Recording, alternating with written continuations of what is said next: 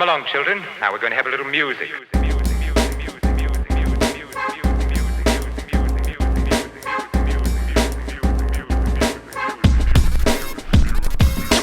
Yo, what is up, guys? Welcome to our Superman spoiler review. I'm here with RB3. My name is Andres. We're here to break down the spoilers in this movie. Everyone got a chance to see it over this weekend because it did make a lot of money at the box office.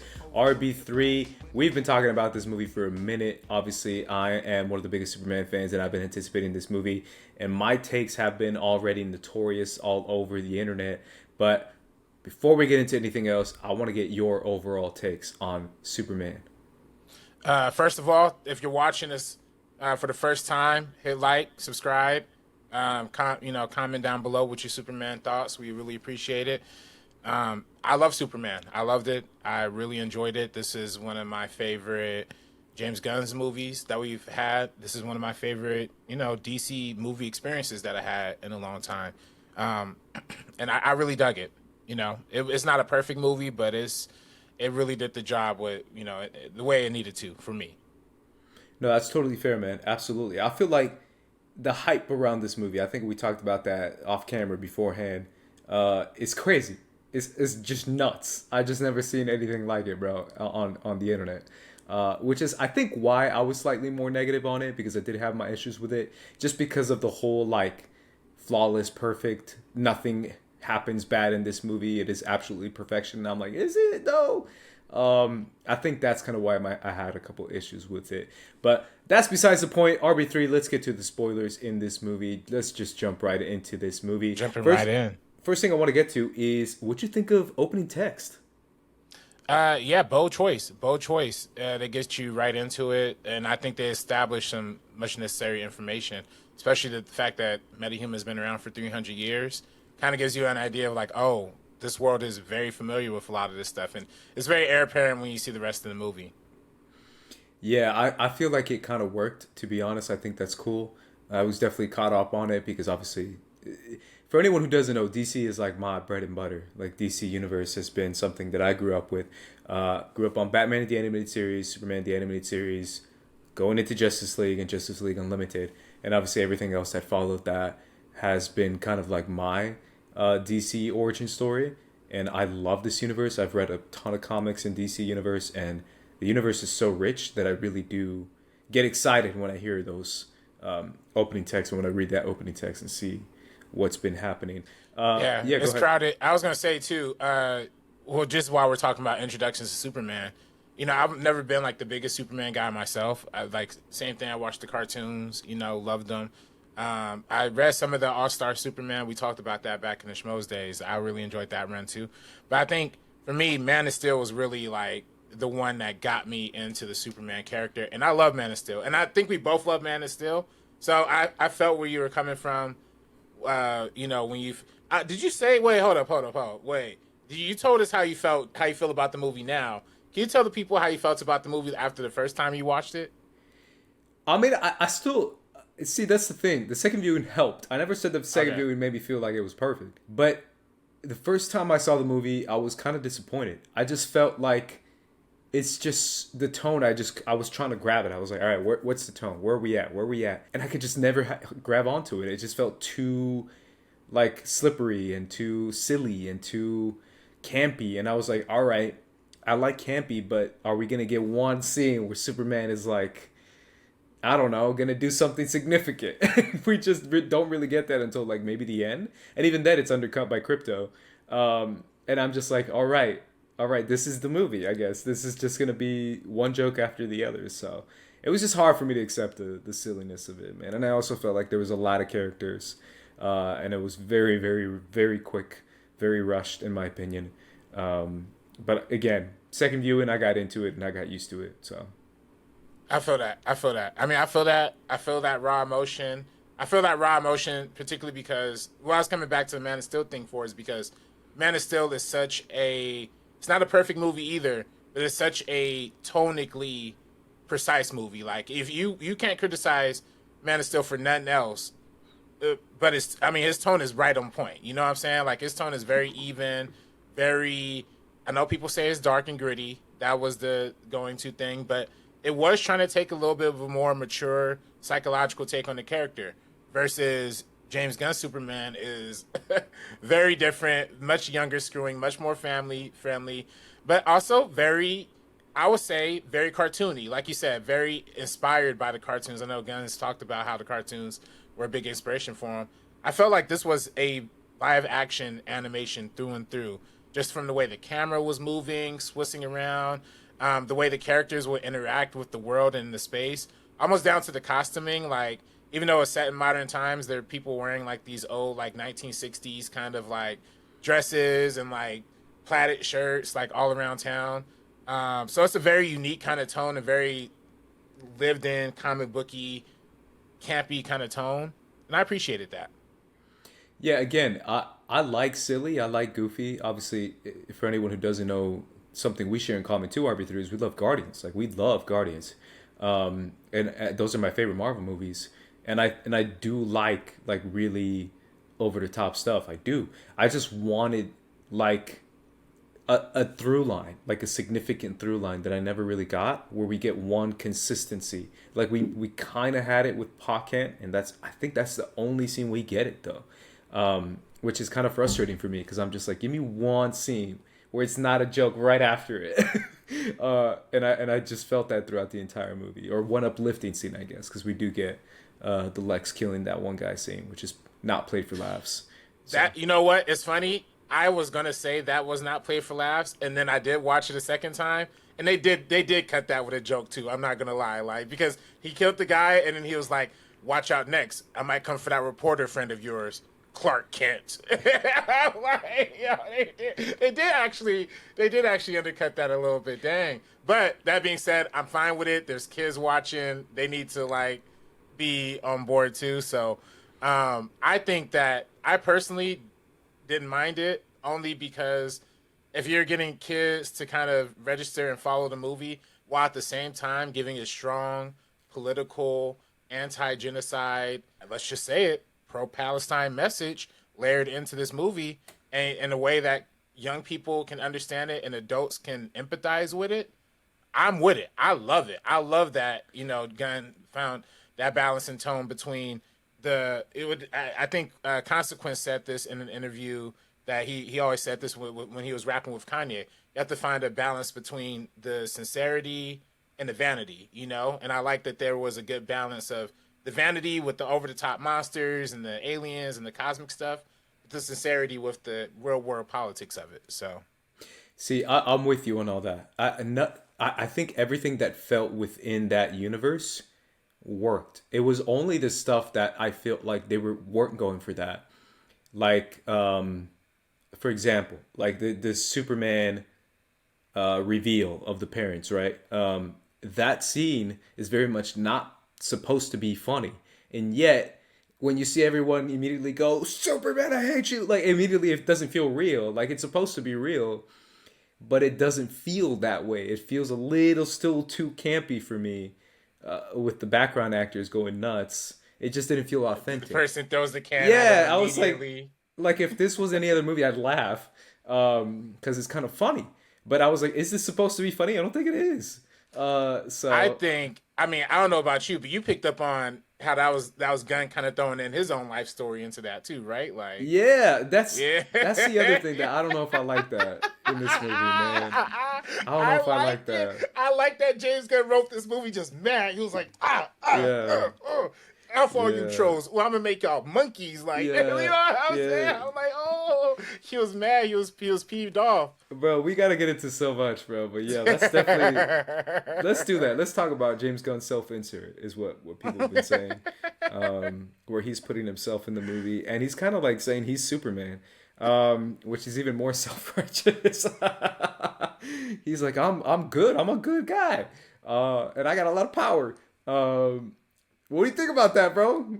I mean, listen, man. Listen. I will just say, like, there's a lot of someone who was back in the day. Context. I know. Yeah. You were the number one James Gunn hater, bro. Dead ass. Like, no one can hate James Gunn more than you, bro. That was Not now, but like back in the day. back in the day for sure. When those tweets came out, for sure, because those tweets are weird. People, let's not look at those tweets and say they're not weird. You know what I'm saying? Let's not look back at some of the Gunn's old movies and say they're not weird. Because I listen, I was very excited for Superman. I was so excited. I watched James Gunn 2011 film Super that morning. So I was like, okay, I'm here for this. I want to see the tone. Didn't expect to hear the F word. I mean, I'm not talking about the 4-letter one. I'm talking about the 6-letter one. You know what I'm saying? I didn't expect to add Kevin Bacon to my white actors that set the N-word list, but he said it in that. I was like, whoa, Gunn was wildin' for even writing that for him. And I look, boy, homie came up in a different time, and that's what's up. But, Is it what's up, though?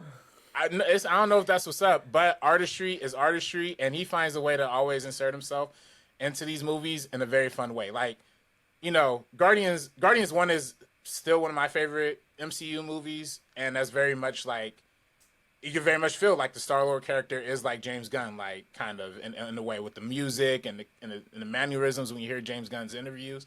That kind of feels like Star-Lord a little bit. Guardians 2 kind of takes it to the next level. Now we're getting into some father conversations, and now it's starting to get real personal. And then same thing in Superman. That's kind of what, even though it did come off silly with that announcement of Jor-El doing it, I still think the idea of like the forsaken father, kind of not, kind of breaking your heart like later in life like that. Again, that's something that Gunn put into Guardians 2. It's something that Gunn's doing here. I like that it's a good through line. I mean, I don't know, it's artistry. Tarantino puts himself into all of his movies too. You know what I'm saying? Even like literally his characters, like so. And it's never good. If I'm being, you're talking to the wrong person, bro. It's never good. It's never worked for me at all.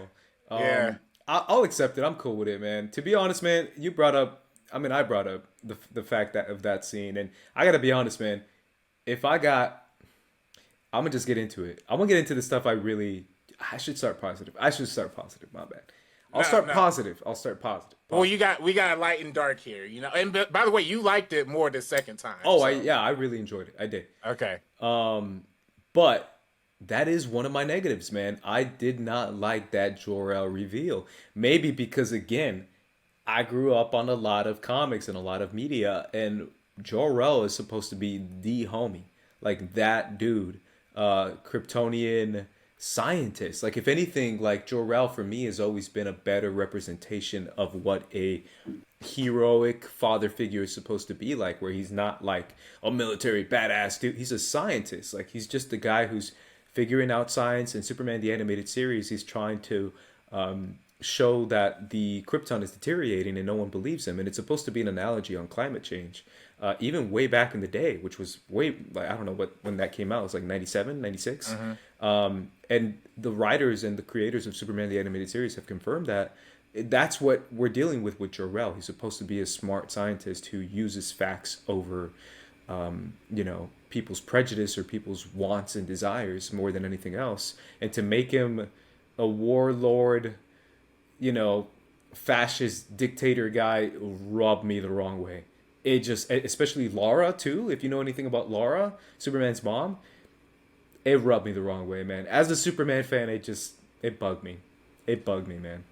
I mean, I feel that. I mean, I didn't, I never really had no connection to the character, to be honest with you. But I thought it was cool. Now, I do have a question though. According to, I didn't read comics nor did have I watched Smallville, but according to New Rockstars, they, the breakdown videos, they said that like that was a storyline that may have happened in Smallville. Maybe is that like maybe a thing? Or so in Smallville, it's a little less. It's not as heavy. It's not as heavy-handed in Smallville. But yes, this is season 3 or season 4 in Smallville, when he's going in the caves and he speaks to Jor-El in the caves, and it's more like ill-intentioned, more like, hey, you want to come to Earth, but you have to be like dominant. You have to be a dominant person on Earth. He's not necessarily saying like rule the Earth, but he is kind of saying like you have to have a dominant role over the Earth and stuff. Jor-El is. So I guess in a way, I'm with you. I still think it works better in Smallville because we don't have that like 180 quick, like immediately people love him and then people hate him kind of thing. Like it's done more gradually over like 12 episodes because that season had like 23 episodes. And then it's even more emphasized because Smallville literally is all about like accepting your heritage, accepting your Kryptonian heritage, but also realizing like who you are is because of your parents and because of the Kents. And that's a huge theme in Smallville. I just think it's better handled. It's just more explained better. But obviously this is a movie, so it's tough to get into all that. So yeah. I mean, I do think that's maybe the one complaint that I do kind of agree with a lot of people is that there's just a lot happening in this movie, a lot of plot points that they just rush through. Maybe not rush through, but yeah, we kind of do run through maybe 2 movies worth of plot just in this one film alone, you know? But which is, you could cut some out, yeah, I mean, you know, I don't even say it's not that the movie's too long or anything. It's actually a good length, but it's just like in terms of how much from A to B we go. like I think the fact that there was 2 like for example, the fact that there's 2 climaxes with the whole Earth splitting in Metropolis and the Bravia thing, like I feel like maybe we could have picked one. Like we didn't need to do both, and maybe we could have just like focused more on the Bravia stuff and saved the more bizarro, you know, kind of lead up and like let Ultraman build as a character. I don't know, you know what I'm saying? I don't want to criticize. I don't want to say like maybe what they should change, but at the same time, though, it was a lot going on for one film. You know what I'm saying? It was a lot, man. It was a lot. Last thing I'll say about the Jor-El thing, just because it's already on the top of my head, so I make sure I gotta say it. The thing that rubs me the wrong way about that, more than Jor-El, because I can, whatever, Jor-El's a-hole, sure, I'll accept it, is the idea of this supposed controversy that happened last week where James Gunn said, is this an immigrant story? And I'm like, you kind of undercut that if you're saying that where you come from, you're completely rejecting, and that you're now assimilating to this new culture. And that at the end when he plays his parents, that's the first thing that came to my head. I was like, ooh, that's good, but just the idea of like, F Krypton, I'm not Kryptonian, I'm American. I mean, Earthling. You know what I'm saying? Like it felt very much like he's assimilating and kind of rejecting his culture and his heritage because he discovers that his culture and his heritage is filled with hatred and filled with conquerors and, you know, dictators and bad people. So I felt like it undercut it because that's always been a part of Superman. He's like, I'm Kryptonian and I'm from Earth. And I feel I'm always going to be Kryptonian because that's what I am. And that's who I am. And he finds the good inside of Krypton because obviously there is a lot of bad on Krypton. That's where Zod comes from. But at the same time, there's so much good there. And I feel like that is just completely undercut. That idea of immigration and your culture and your heritage and preserving that even when you're in a different country or in a different land. And it just undercuts it completely. And that's what rubbed me the wrong way the most as an immigrant myself and as a Latino myself. I felt like that's always been my connection to Superman. And we do see that scene from Smallville too, where he talks about that. But that's what rubbed me the wrong way about it more than Jor-El being bad, because I don't really care about that. It's more about the idea of like, well, now I'm not Kryptonian anymore. These are my parents, and this is my culture now. So. Yeah, I feel that. I mean, I didn't take it that way. I mean, I took the video changing at the end more of like, you know how they say like you have your biological family and then you have your chosen family. Like, I kind of felt like he was kind of like, okay, like maybe I don't like need my biological family. Maybe I could just choose the family that I want to associate with. You know, that's kind of the way I took that one. But I could definitely see that from the immigrant perspective side. Yeah, and there's a through line for sure. Like there's definitely a theme that Gunn is hitting on where he likes the image of his parents more than his actual parents. Like the idea of like he places them on this pedestal and he plays them on repeat, thinking that that's what makes me good, that's what makes me inspired, when he doesn't realize that in reality it's the way he was raised and his Earth parents. That is why he's good, and that is why he's on his mission of good. So there is that through line because that's also why he's kind of dismissive on that call with them when they call him, hey, Clark, come visit. And he's just like, yeah, Mom, I'll call you back. He's a little dismissive because he doesn't see them as this spectacular, godlike Kryptonians. And when he discovers that the Kryptonians are, in fact, not good people, he says, well, I've been an idiot this whole time. I have the real, godlike, great people. There is a through line. I do see the theme. I just felt like part of it is like, ooh, but you're forgetting this part. So, I don't know. So yeah, I feel that. Let's move on to Lex. I just got to talk about Lex. How'd you feel about Nicholas Holt's Lex, man? I thought he was good, man. I thought he was good. I thought he was funny. I don't know how much more or less I like him more than Jesse Eisenberg. Like, I like Jesse Eisenberg as Lex. You know what I'm saying? I know you still don't like Jesse Eisenberg as Lex. Hold on, me or the world doesn't like it? No, I mean, I like Jesse. I'm just going to say I like Jesse Eisenberg as Lex. But I like him as Lex, too. He's funny. He's throwing pencils around. He's kind of a brat. You know what I'm saying? There's definitely playing for comedy, which is cool. I thought with an actor like Nicholas Hoult, it was going to be a lot more conniving and cutting and stuff like that. But this is not that universe. This is a very comic-y, funny kind of thing. So, I see it. I mean, that's what I said, bro. That's what I said. I also kind of wanted that, like, more serious Lex. And we do get a little bit of it with him. But the tone throughout his world around him is just... It emphasizes making him sillier, which he gets more and more silly. Not silly, but like over the top, I guess is a better word, by the end of the movie. And again, when I first saw it, I was like, oh, it's kind of like hard to get a grasp on what Lex he is. Is he the serious, like, not unfazed Lex? Like, I've seen that before, like Lex is just unfazed.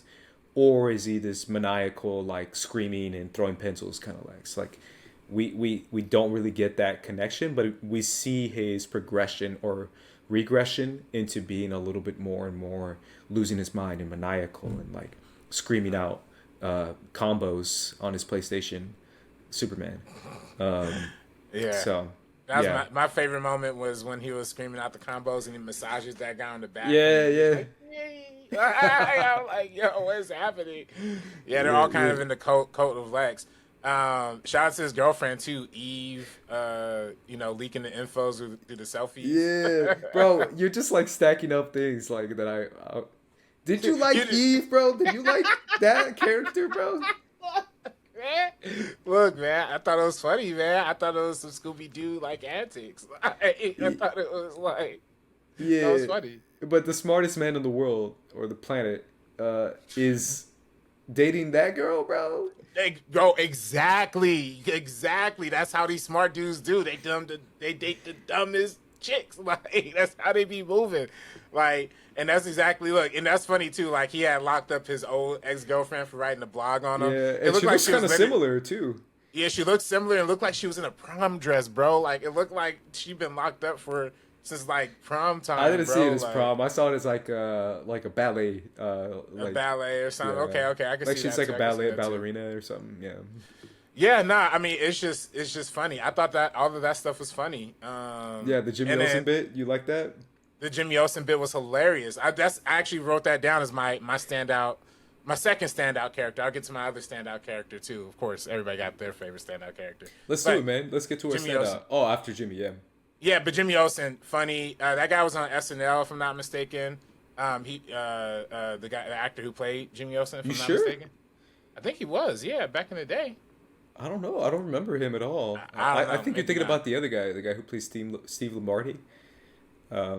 Maybe him too. Oh yeah, him too. Oh yeah, he was funny too. He was funny.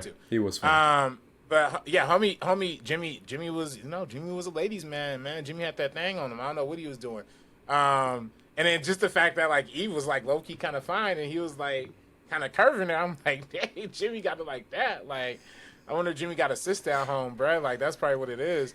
But nah,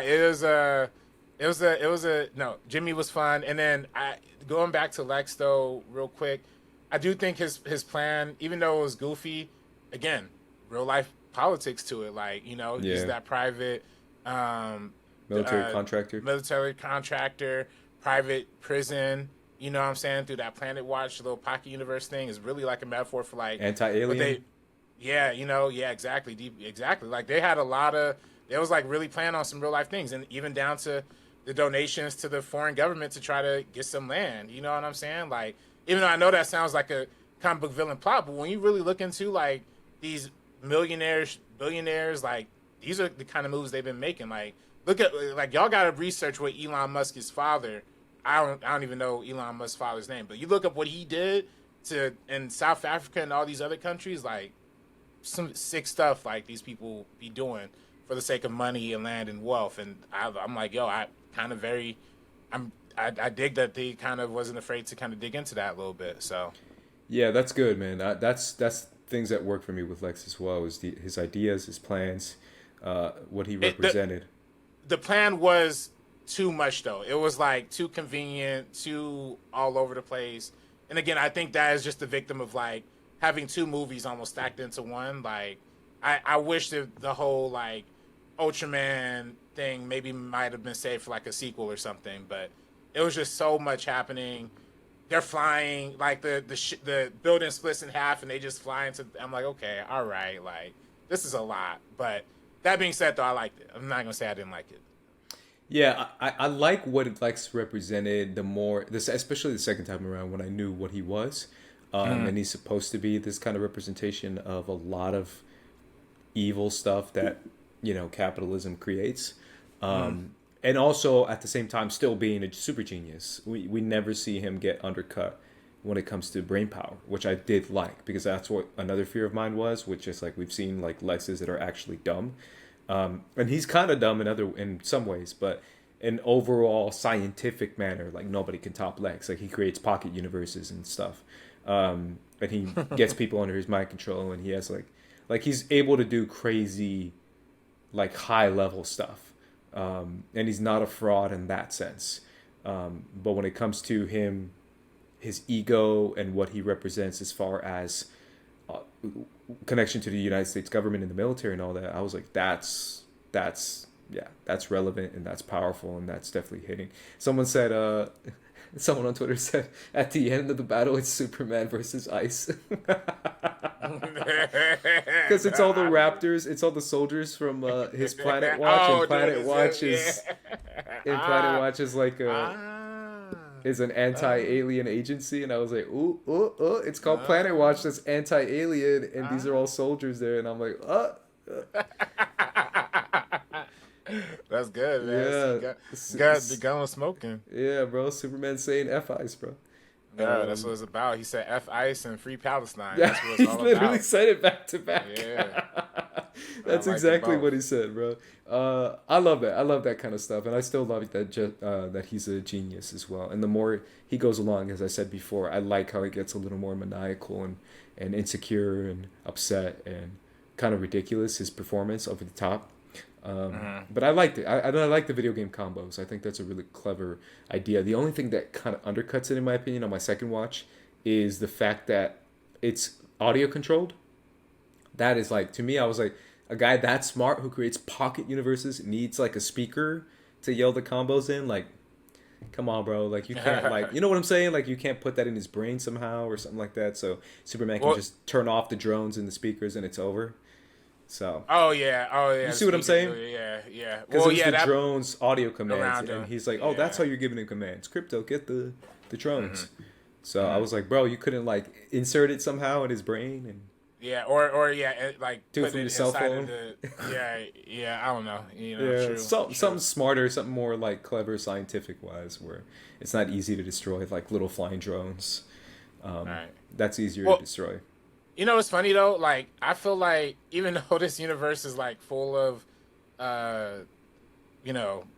aliens and metahumans and stuff, I also do feel like there is some of a dollar value to a lot of things in this universe, because like we get multiple numbers thrown at us, like, Superman did $20 million of property damage. Mr. Terrific was like, dang, these things are not cheap. Like, like I feel like people are constantly like, okay, like we're here with metahumans, but where's the fuss? Even down to the the evil guy president being like, Baravia's president, like, they're buying the weapons for like a couple $1 million and stuff. Like, I feel like they threw out multiple numbers to kind of give a hint to like, okay, things are like like the money is actually real. Like the superhero stuff is all like kind of fake and fanciful, but like money's actually a real thing. So the fact that Lex actually like is doing all of this is like still impressive. That's true. That's true. Yeah. That's very true. Yeah, man. Let's get to your standout. Of course, man. You know, stand out. Everybody stand out from this movie, man. Mr. Terrific, Eddie Gathegi. That was just the crowd pleaser. I mean, how can you not be laughing at this dude every single line? He's just delivering. It's like the perfect buddy comedy trope of like the silly, over the top kind of dumb guy versus the smart, straight and serious dude. The Danny Glover to the Mel Gibson and in that kind of sense. But he delivered all those lines so funny. Like every time he said it a couple times, he was like, "Are you kidding me?" Like, and it just like every time he hit that line, it was just like it made me laugh super hard. He was driving the ship, and then Lois kept talking about, "Oh, I'm in this relationship, and I don't really know how to handle it." And all he does is just like look back at her, and she just shuts up. Like, yo, this guy's too funny. And we all know James Gunn is like chronically online, so like he saw the meme of, it's not a meme, it's legit criticism of X-Men First Class, right? And how Eddie Gaffetti's character was famously killed off way too early. Literally a man who can't die, who can evolve to survive anything, couldn't survive bad screenwriting. You know what I'm saying? In X-Men First Class. So I think James Gunn saw that, was like, nah, I'm not rocking with it. I'm a 360 this guy all the way through and through and make him like the absolute baller of this movie. And of course that big action sequence with the shield and like, everybody talks about that, but I think the actual comedy moments in between, heck, the garage opening up, like Maslow is like, you built this big drone, but you can't fix this garage. He's like, I'm working on it. Again, I think another like indicator, like, yeah, money is like in this universe, like. Yeah, but he was awesome, man. I loved it, and I love that he was the one who stepped in to help. Right? Yeah. Where you did have the idea of like, we have these three heroes, who is going to be the one to be like, you know what, we do need to help Superman somehow. And the fact that it was him, I think that's even more significant too. The fact that he was going out of his way to help when he didn't have to. And he was the one doing all the scientific stuff when it comes to going inside the dimension and saving Superman. From like, without him, we couldn't have saved Superman from that pocket universe. So that was incredibly significant to the plot, to the story, and the fact that it was Mr. Terrific doing most of the actual like heroic stuff too. So yeah, even even when he first sees the pocket universe, and he first opens it, he's like, "That son of a did make a pocket universe." Yeah.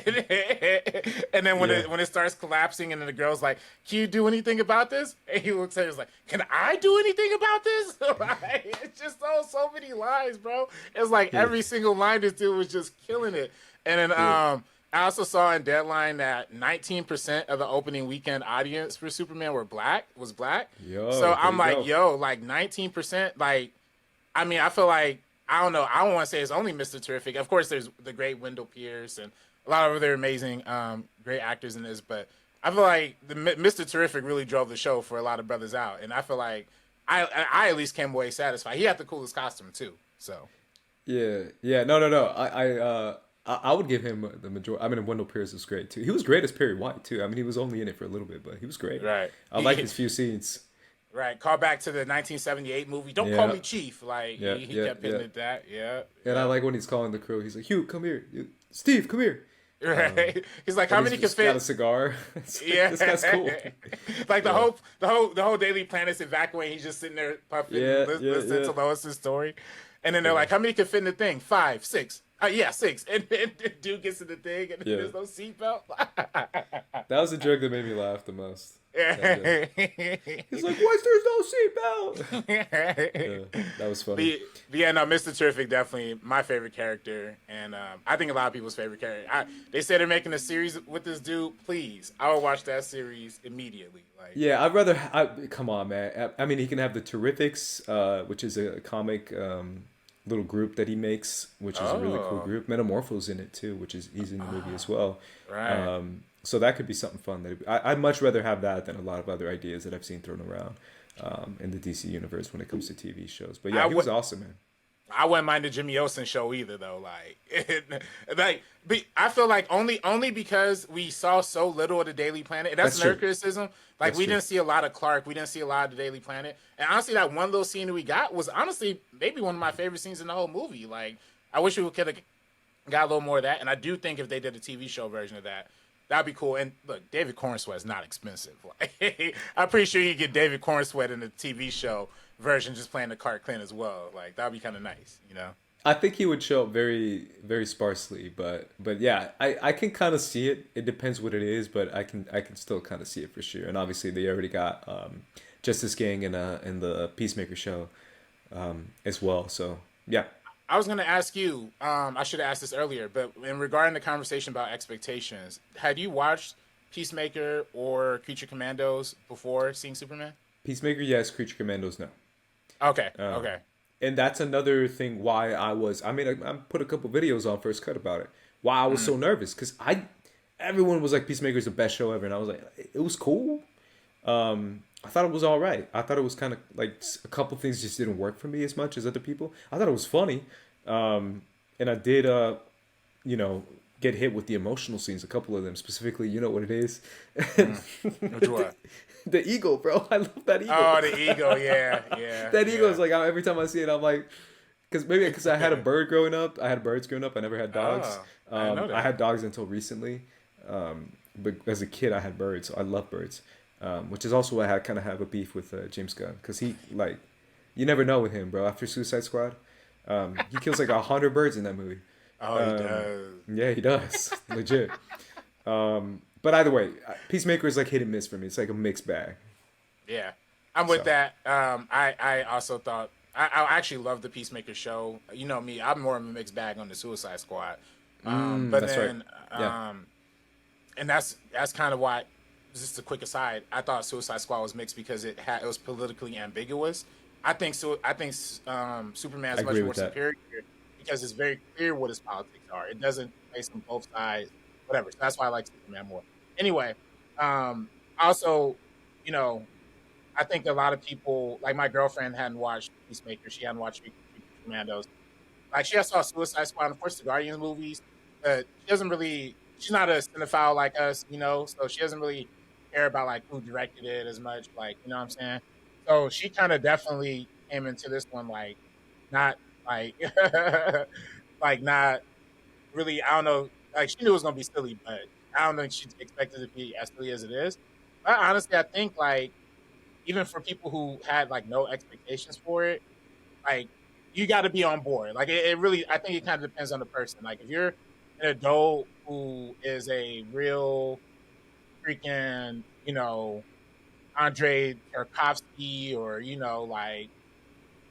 some, Akira Kurosawa, like some real deep cinephile, like, this movie is probably like Martin Scorsese. Yeah, this movie is probably like eye cancer, honestly. Like, it probably is unwatchable.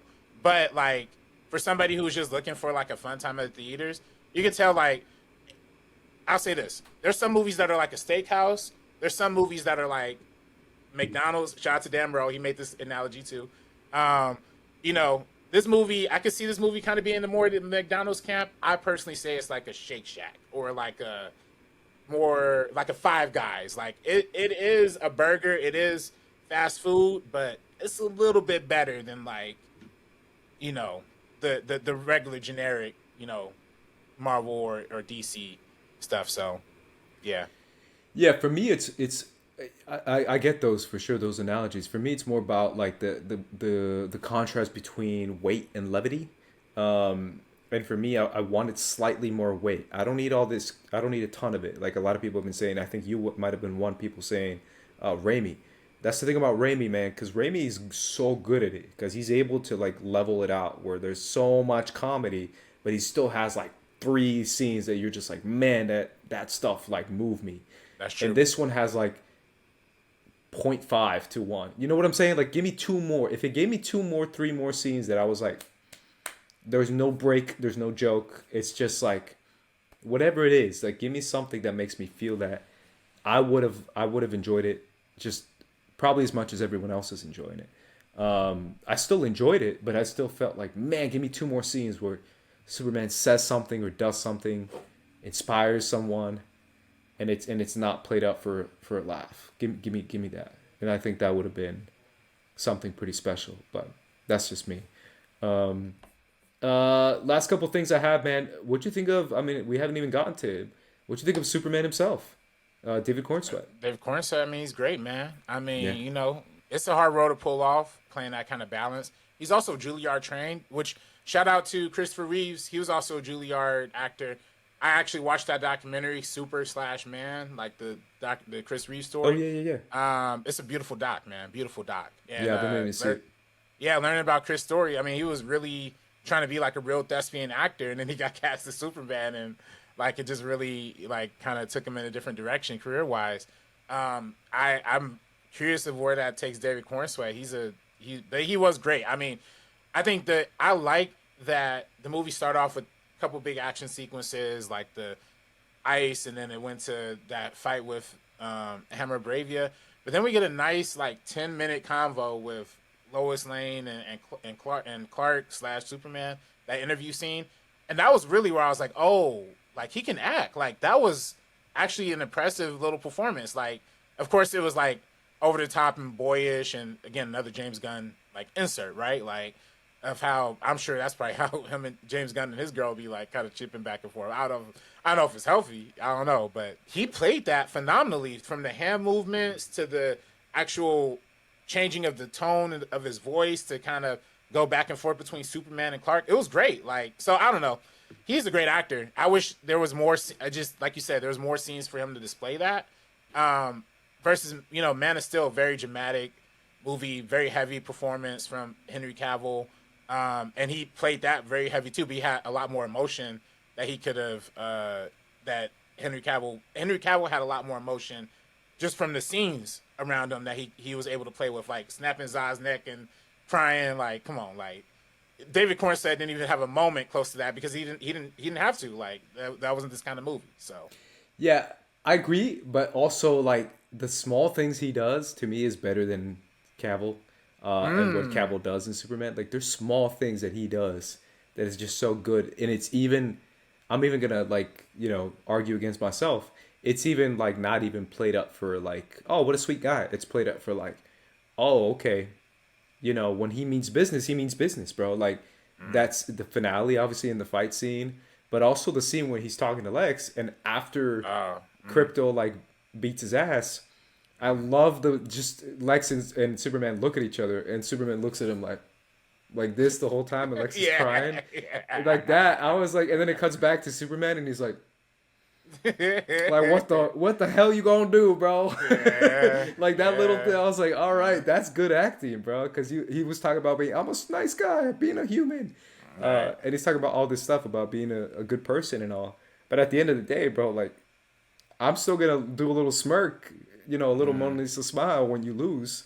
Right. You know what I'm saying? Like he still has a tiny bit of swagger that I'm like, all right. I see it. I peeped that too. I did peep that too. Yeah. I did like that. I will say too, like a lot of this movie is so many monologues. Like there are so many monologues in this movie. But David Corenswet and Nicholas Hoult both did an amazing job handling that. Like it could have, for other actors, I think it would have came off as like preachy or too much or kind of corny. But they both played it in a way that felt right. So yeah, no, I felt that for sure. I definitely I loved it, man. To me, he was the highlight of the movie. I just really loved his performance, and I talked about it even on the first watch. I was like just so on board with what he was doing with the character that for me it felt like it worked completely, and the range he was showing was just perfect. And something else I wanted to say about that is that I'm obsessed with Superman, obviously, but something I've always talked about, and this has been coming up in interviews and stuff,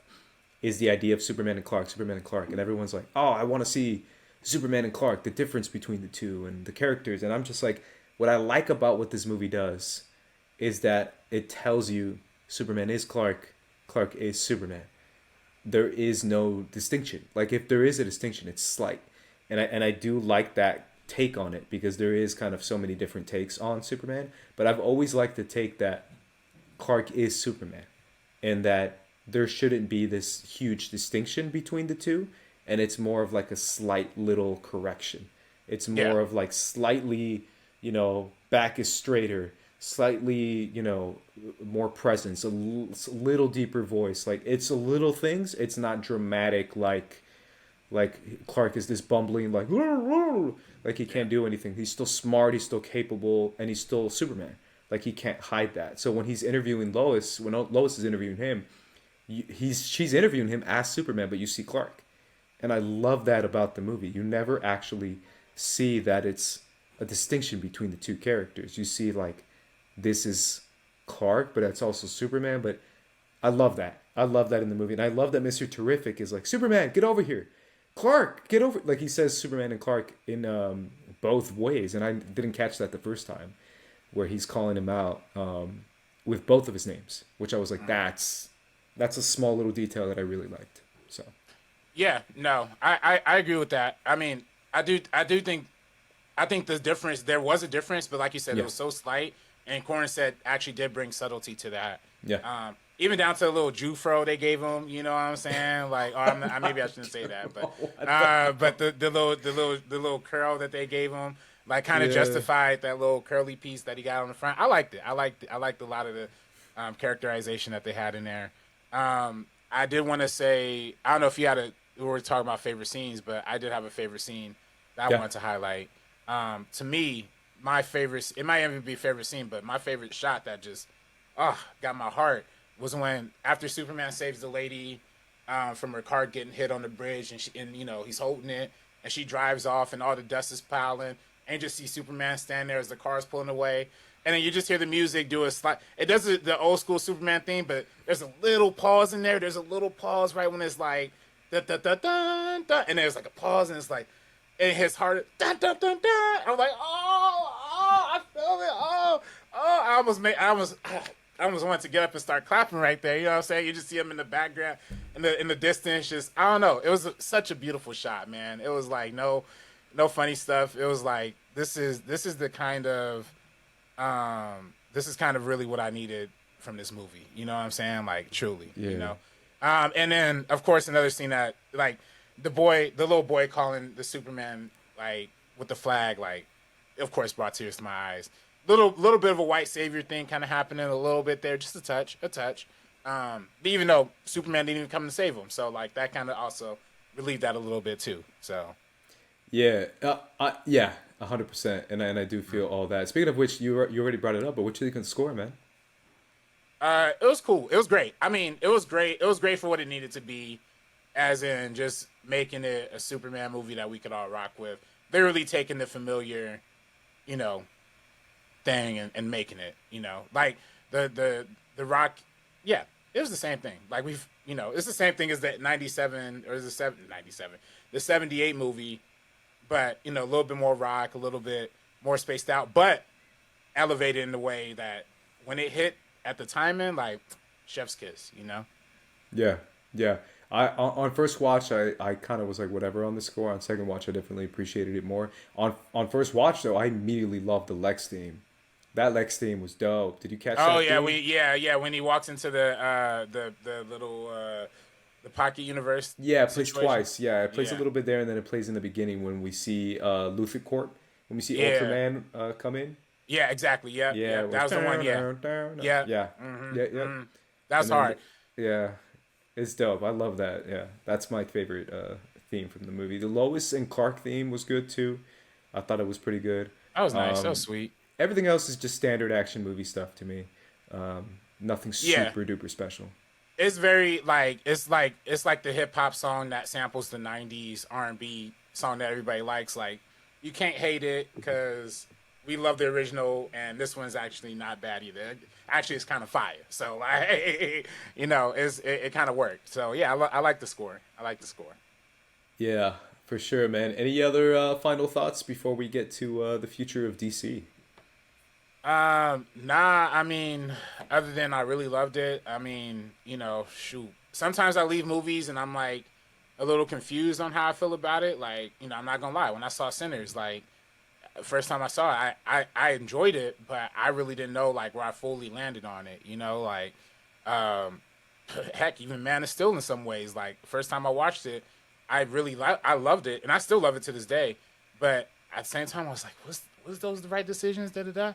And for context, yo, Man of Steel is literally the movie that like got me into this whole movie talk business thing, because I watched Man of Steel and immediately went to YouTube, immediately went to Movie Talk, immediately went to Schmoes, immediately went to Stuckman and Jeremy Johns and all these guys, and that's literally the movie that like was the inflection point for me. You know what I'm saying?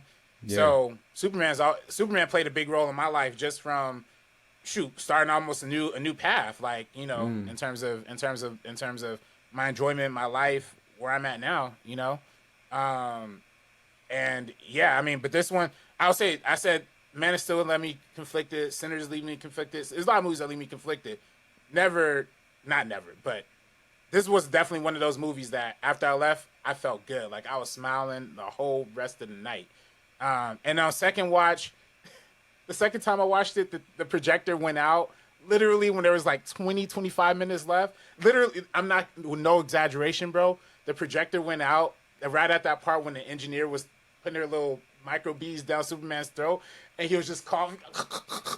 And then the projector went out, and all you hear is like, and then Otis being like, he can only survive for 1 minute. And then like the sound went out too. It's like, yo, this is literally the exact wrong time. Like some little kid's gonna walk away from this movie thinking Superman. Yeah. But yeah, That's no, funny. it was no, but no, left smiling both times. Even though the second time I didn't get to finish it, but Hope and Optimism is back on the board, y'all. I saw somebody on Instagram say that, but I'm taking that. Superman reminded us that hope and optimism is back. We can believe in something, truth, justice, and, you know, Better tomorrow. Better tomorrow. You know, it ain't got to be the American way.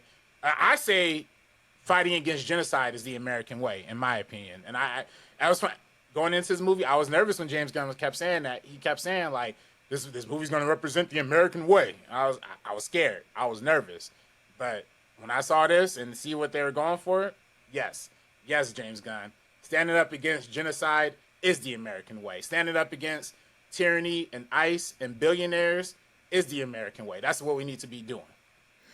Yeah, I think it is Truth, Justice, and a Better Tomorrow. Now, like the current one. Okay, I like that too. But I do. Like, as a Superman fan, you gotta fight an uphill battle because most people are like anti-Superman fans or Batman fans, and I'm a big like, you know me, bro. I hate Homelander. I hate him, and I hate the Viltrumites. Just everything that I just hate the evil Superman trope. I just can't stand it, bro. I'm over it, and everyone's like, Omni-Man's a badass mode, yeah, bro. And Homelander will kick his ass, bro. And I'm just like, bro. I'm so sick of it. I've been so sick of it for the past like so many years. But I've always said Superman, what he represents and what he can represent is so much more powerful than any freaking trope that we can get as far as evil Superman or what Superman would look like in real life and all this crap.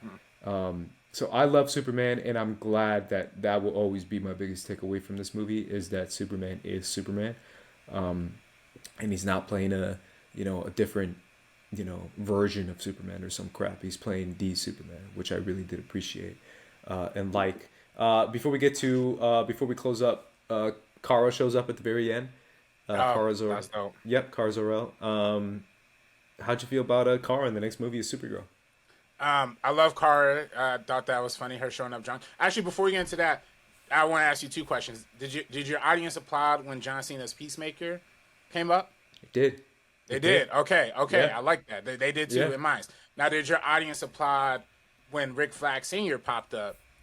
Nope. Same here. Oh, man, that hurt. There's a couple little measly, like, I don't think people got it. I don't think people watch Creature Commandos. So. Bro, see, I'm going to be controversial now. But this is what we do on First Cut. You know what my audience did applaud? And I was like, ooh, this is why you can't do this kind of shit, James Gunn, bro. This is why you can't do it. When Maxwell Lord, when they interviewed him, the guy on TV, and he was like, one thing they can't, conservatives can't, and he's like, conservatives, yeah! And I was like, as soon as he said conservative, he was like, whoa, yeah! And I was like, yeah. James Gunn, bro, that's why you can't do this shit, bro. You want to be like, oh, just be a nice guy and hold hands. And I'm like, oh. That's not how it works, bro. It's fun. It's also you just funny had to that put that line in there. That's okay, bro. and it's so funny that that's like his brother saying that, Sean Gunn saying that, Yeah, like yeah. like the whole world knows that's James Gunn's brother. Like that's funny. That was hilarious. Like, I don't know, man. I didn't like that line at all. It's very much like, just don't be a jerk and we can get along. And I'm like, oh my god, bro, you almost ruined the movie for me, man. Oh Lord. I mean, that's how they play that. But Yeah, but but going back to you, bro. My bad. I interrupted you. No. That was literally all I was gonna say. But oh yeah, Corenswet, she was great too. The drunk party girl thing. I mean, I thought that was funny. I thought that was just really funny. I feel like that's again James Gunn adding his spin on the character. I do hopefully wonder if they're gonna justify that in like the Supergirl movie, maybe. Like, I hope it's not just something that just happened at the end of this movie and then the Supergirl movie, she's like completely normal. Like, don't introduce us to a character at their worst moment. Like, that'd be kind of stupid. But maybe it's like her through line. Maybe she's like coming back from a mission from the Supergirl movie, and that was happening halfway through. I don't know. You know what I'm saying? But yeah, I think that was a little crazy to introduce her like that. But I thought it was funny. I laughed. You know? Yeah. I can't lie. I was definitely like, ooh. What kind of Supergirl is this, bro? Like, I don't know. Yeah, go ahead. Oh no, sorry. There's one more thing. It made me laugh so hard when Crypto jumped on her and she just kept laughing as Crypto's like throwing her, flinging her around. Just made me laugh so hard. Like, yeah, shout out Crypto, man. I know a lot of people split, but I don't give a crap. But that's my dog. Literally, that's my dog. You do have a little white little. I do have that. Literally, that's how it looks like. That's how she looks like. And I would, yeah, that goes hard. Crypto went hard every time. I don't care how messy he was and how ridiculous he was or how annoying he was to some people. To me, highlight every time, man. If anything, I just wanted more. Just give me one like little small like precious moment, and we never got that. Like, we kind of got it, and then we got it obviously at the mid-credit scene.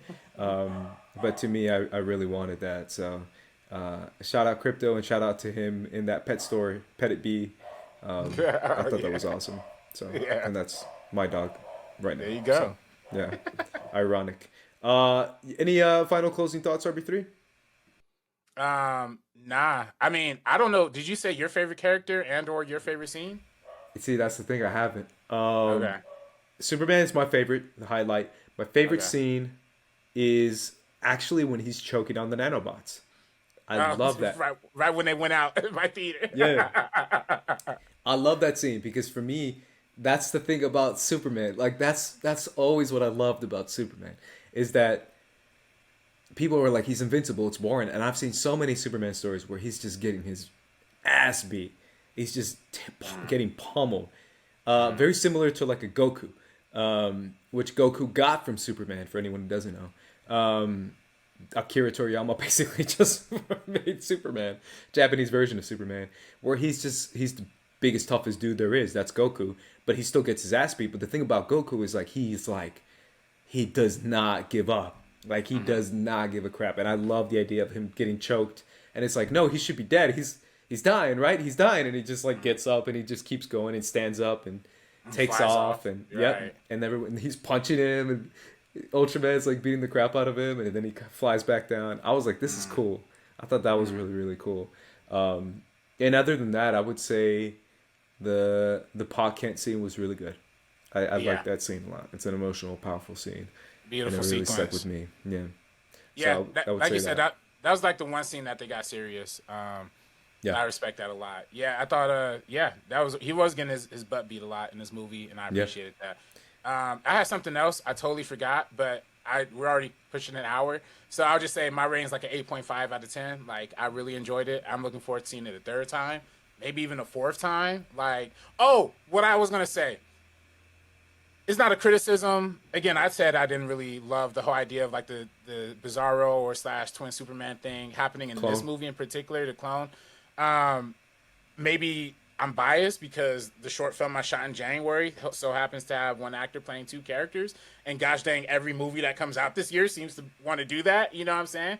Especially every Warner Bros. Movie, Mickey 17, Alto Knights, Sinners, now this. Like, what's going on? Oh, I think The Monkey was New Line Cinema too. what's going on, guys? Like, stop doing this.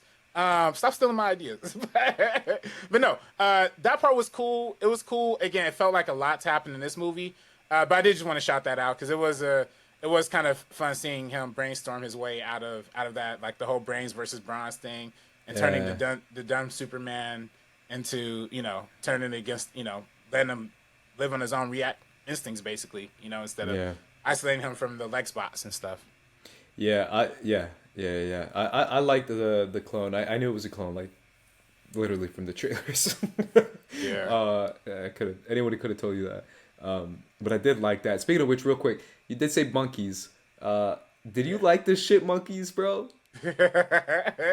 Again, I knew immediately that was Gunn. That was just James Gunn putting his little self-insert. That took me out of the movie so hard, bro. On second watch, I was like, whatever, bro. I laughed. But on first watch, I was like, what is happening? What do you mean monkeys mind controlled? And that's just James Gunn. But also at the same time, if you think about it, obviously this is clearly not thinking about it. Right. If you think about it, him saying like all the bad comments is monkeys. It's like, no, bro. A lot of them are real people. A lot of people are assholes online, and him like implying that negativity is just shit monkeys, and it's like, is it though, or is it like really weird ass like people? Well, I think the implication is that it's a little bit of both. Like, I think it's like the monkeys start the conversation and like overwhelm the conversation to the point where like that does lead to the quick reactions from people on the street, like where they literally see on their timeline it pops up and they probably get mad negative tweets. Like, that's true. I think there's kind of like a deeper conversation about social media here, because it's like, I don't know about you, but anytime I like something on Twitter, all I see is people hating on it. Like, I love Superman. I said to my girlfriend and everybody in the crew, like, I love Superman. I know my phone heard that because all it did was pull up tweets from you, from JTE, from everybody who like didn't like it on my feed immediately. But I literally said that in my first tweet. But your first tweet was a little spice in it. You know what I'm saying? Like, one of your tweets had a little spice in it. Yeah. I think when I first left the movie, the first tweet that popped up on my timeline, no funny stuff, was still bummed out by this movie. Like, I tweeted. Oh yeah. That was literally the first thing I saw.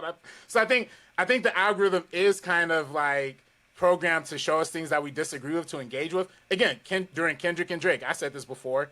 Literally, all of my time, even to this day, is still people hating on Kendrick. Like, people being like, Kendrick's ugly fan base, da-da-da-da-da. I think literally it's the algorithm showing you this stuff so you could get into replies and, like, engage with it. So, I don't know. I felt like that was what that was kind of, I felt like that was the implication. Like, the monkeys were starting the convo, and then people were quick to turn on it. I think in the same way that people were quick to turn on Lex as soon as that news story hit, and then they all immediately took out their phones and started taking pictures of him, and he started crying. Because he knows the effects of social media. Like, he knows. That's true. So. And there is like a lot of real life, like, that even happened like a couple days ago. There was like a fake Rage account that was just tweeting out awful stuff to make conservatives mad at them. And that's what got Grok. I don't know if you heard about this story. The AI to turn super anti-Semitic. Yeah, to turn into Nazi bot or whatever. That's what happened, because it was a fake Rage account, and it was fake. Like, everyone confirmed it, like actual like analysts and crap confirmed that it was a fake freaking account. And then Grok had to apologize. Like, I didn't realize it was a fake account, but my point still stands. Like, Nazis rise or whatever. Yeah, that was real. You didn't hear about that? The CEO of Twitter stepped down. Yeah, I saw that part. But it was because of that. Yeah. So in a way, you're right. There is a lot of fake stuff that is made to Rage accounts and stuff, and it worked so well that it got an AI robot to confess that that's what Musk made. Right. I think they even said that in one of their tweets. They were like, "This is what he intended it for. He wanted Nazis on his website." He upgraded the Grok to make him full white supremacist Nazi. Yeah. So in a way, you're right. So real life scenario actually happened.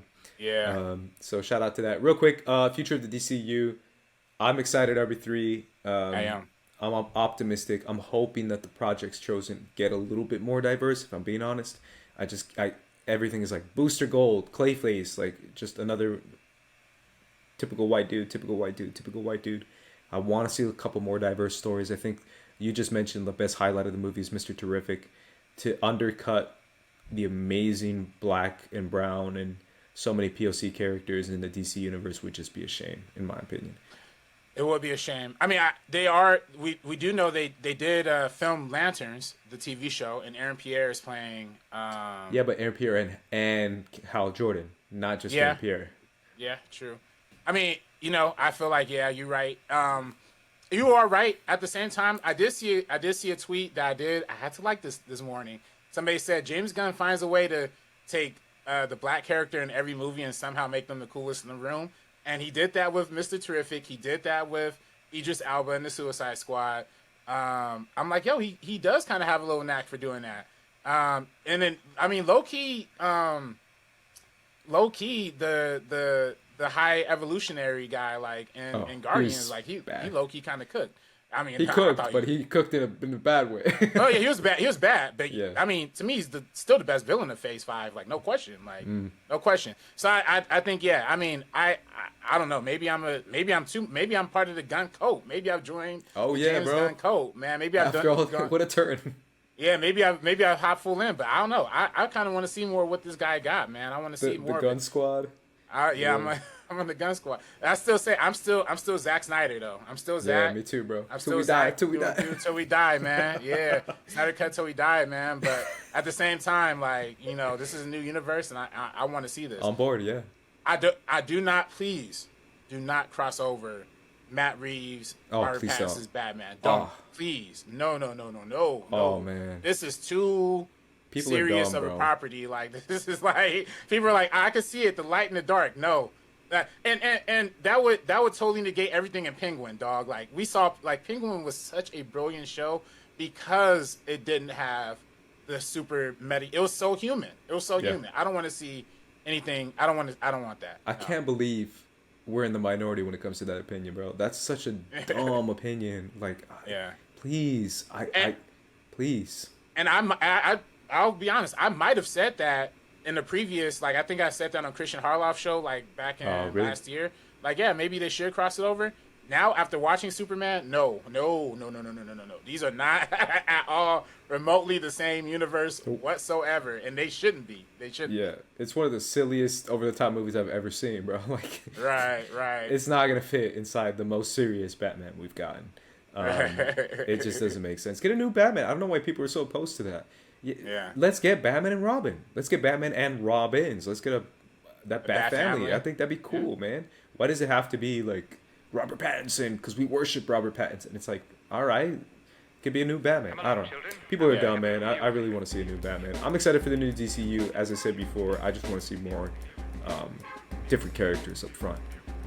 So either way, guys, those were our spoiler thoughts. We went all over the place in this review for Superman. Let us know what your thoughts in the comments down below. What was your favorite scene, favorite character, favorite moment, all that good stuff in the comments down below. Make sure you like and subscribe like we said already. You can follow me at Squad Leader Ace and RB3. You can follow me on Twitter and Instagram at Director RB3. Either way, guys, for the First Cut crew, we're going to be peacing out, so please do. Only one can remain. It's either me or you. Only one can remain. It's